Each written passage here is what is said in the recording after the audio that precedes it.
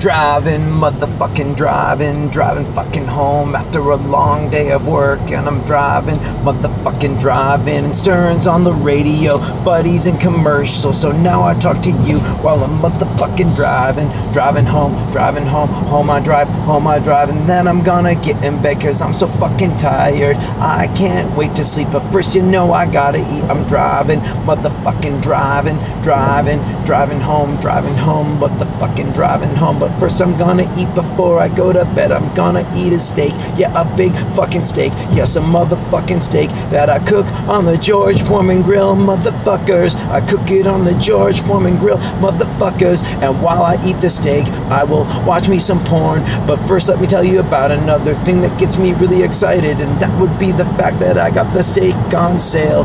So fucking good, you can taste the fucking savings. Driving home to my on sale steak, which I'm gonna fucking eat. I treat shopping for me like a hunt, yeah. Fucking driving, motherfucker, fucking driving home to eat my steak on 59 and steak and porn. I'm gonna watch some porn while I eat the steak.